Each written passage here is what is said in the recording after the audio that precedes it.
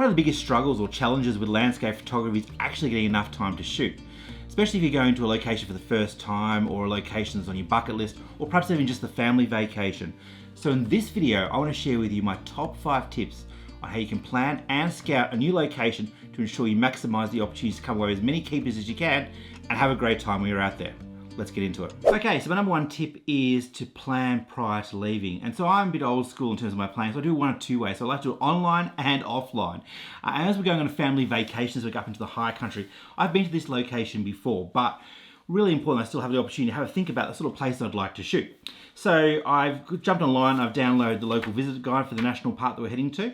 I've got a map from last time which plots out the locations to shoot as well. I've got a couple of great little books here. This one's for walks in nature in Australia, so that helps me have a look at different opportunities in the locale as to what I might like to check out. And of course the most obvious things is to jump online and have a look around. So usually I do one of 2 things. I like to have a look at jumping onto Google and thinking about sort of typing in the locations I might like to check out. So in this case, I've typed in Mount Buffalo, I've typed in Northeast Victoria, have a look at some of the walks that are available that may be not covered in this map.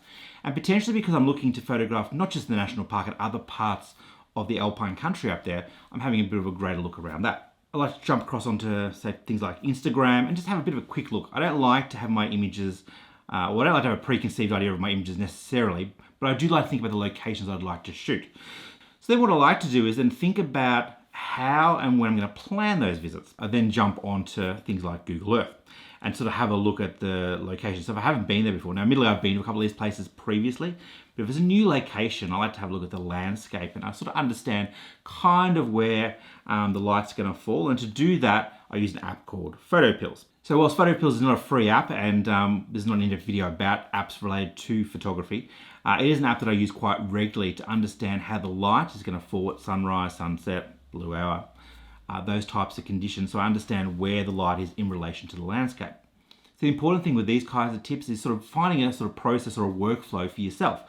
So for me, I like to pin my locations in PhotoPills or Google Maps. So I use Google Maps majority of the time, and I just drop a pin in the location. And so that gives me the opportunity to know this is kind of where I want to be. And then when I get there on location, I can sort of scout around as to what sort of compositions will work. But at least I have sort of a plan as to where I'm actually heading to make the most of the time I've got on location. So my second tip is thinking about the type of gear that you need to bring with you. And it's an important consideration in terms of maximizing the type of images you want to create and the type of gear that you need to bring with you to have a successful trip. There's quite a few things we could cover off here, but to keep it really simple, the first and foremost thing is, having done the research around the locations that we're going to be shooting at, is thinking about the type of focal lengths or the type of lenses that I'll need to bring to achieve those focal lengths. In terms of other gear, clearly a tripod. This is my second tripod I use for filming. The tripod that I'm using right now is my main tripod. Always important to consider things like the obvious, which potentially you can forget. Things like your battery charger, so making sure you got your battery charger in your bag or in your gear. If you're like me, I generally only have a couple of SD cards, so I usually take my laptop or my iPad to transfer my images. So I always sure I have my card reader on board. I always usually take my backup hard drive as well, so I can transfer them from the computer onto the hard drive so I don't lose the images, so they're backed up in field. Things in terms of my actual kit on location, again, depending on your style and what sort of images you're looking to shoot. So I usually always take my polarizer, which is in this pouch here, always handy to have. Always important to have, and they're always in my bag, always in my pocket, and I'm always losing them, is the cloths. Cloths to wipe your lenses, wipe your camera down. We are expecting some rain later in the week, so again, having lost these, and these live on me, always handy to have. And for this trip, given it's a family vacation, when we're driving up into the Alps, I'm taking a smaller bag than my main bag I normally use.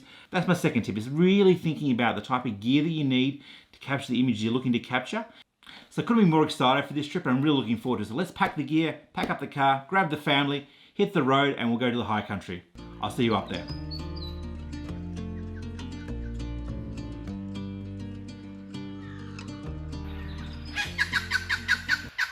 Today's a great example of where I've decided to, first thing in the morning, have a look around.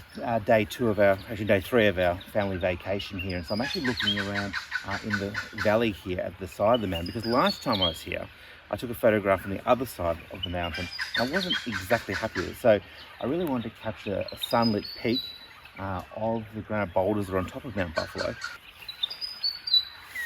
what a spectacular place to be. So part of the reason I've decided to come here and along this road here in the Buckland Valley is because I really was looking for a composition for later in the week. So we're going to get some really wet and rough weather over the next few days, and so I'm really into that sort of moody atmospheric images.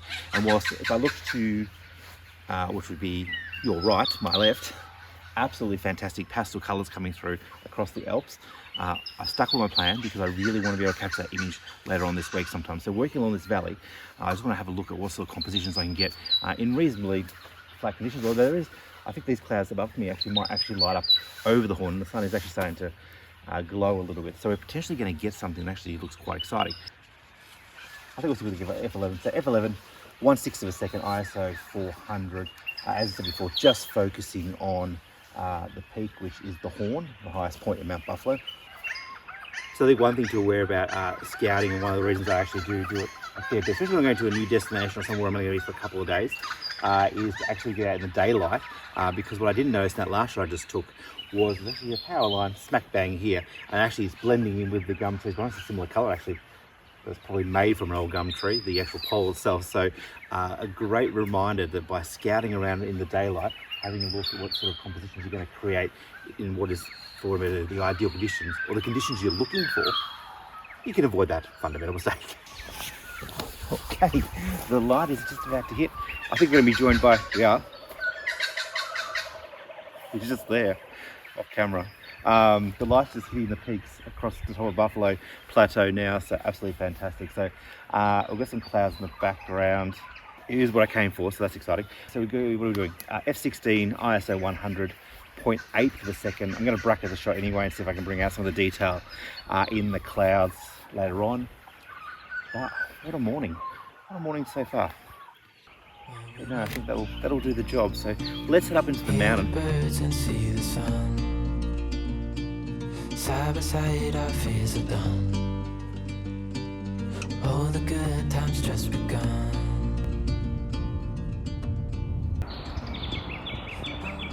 We know what we have, let's hold on tight.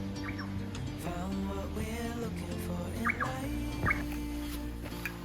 Call us crazy, but things are finally right. With you and I, the future is bright.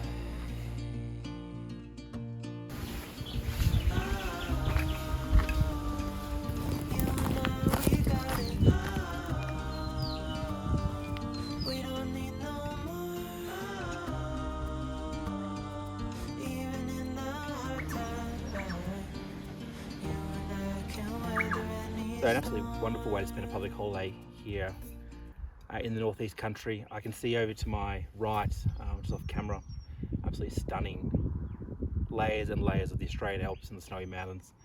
And the clouds are moving quite quickly up here. Actually the moon's still out too. But looking to really just enjoy this moment, to be honest with you.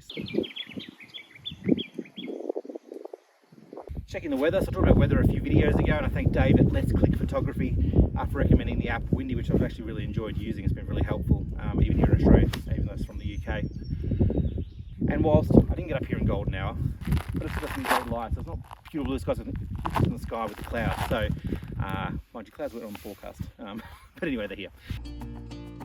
Hear the crickets, see the moon. Side by side and through and through.